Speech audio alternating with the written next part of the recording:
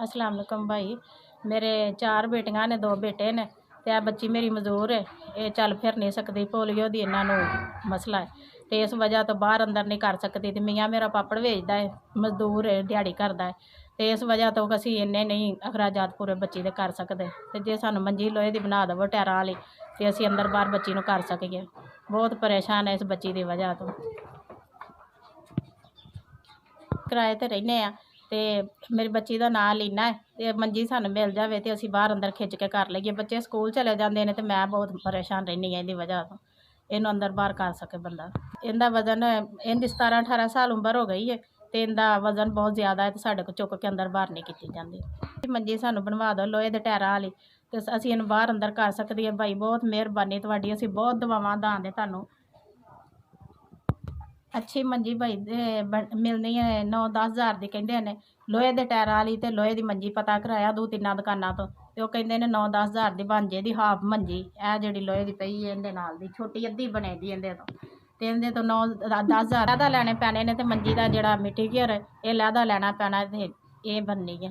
ਹਾਲਿਆਂ ਕੋਲੋਂ ਮਿਲਦੇ ਨੇ ਟਾਇਰ ਤੇ ਲੋਹੇ ਦੀ ਮੰਜੀ ਸਾਡੇ ਵਿੱਚ ਦੇਖ ਨਾ।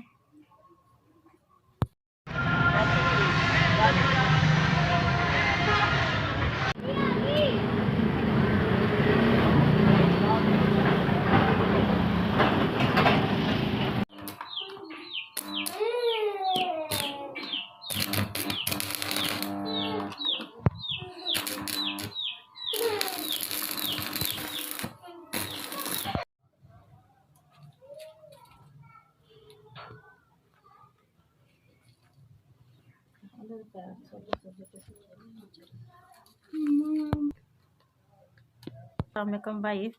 तुसां मेरी बच्ची नूं मजदूर बच्ची नूं मंजी बना के दित्ती है टैरां वाली। 4 टायर लगे ने मंजी नूं, बहुत सोहनी बनी है मंजी। ते अल्लाह तुहाडा भला करे, अल्लाह तुहानूं तंदरुस्ती देवे, सेहत देवे ते अल्लाह तुहानूं ज़्यादा देवे, तुहाडे मां प्यो दी भी खैर होवे ते चौखी चौखी अल्लाह तुहाडे कारोबार च बरकत पाए, तुहाडे बच्चों दियां खुशियां वेखियां तुहानूं नसीब करे। हाँ जी, 8 हज़ार मंजी ते खर्चा आया ते तुसीं वाहन दे भी मैनूं पैसे दे दित्ते ने। मेहरबानी बहुती बहुती तुहाडी।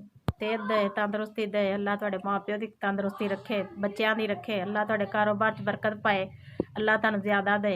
अच्छा कम्म कर रहे हो, मजदूर बच्चों की खिदमत करन डे जे उन्हां नूं मंजी बना के दित्ती है, बहुत मेहरबानी तुहाडी, अल्लाह तुहाडे कारोबार च बरकत पाए। बेटी नूं तुसें मंजी दित्ती है ते बहुत खुश होई है, बहुत दुआवां दे दी तुहानूं।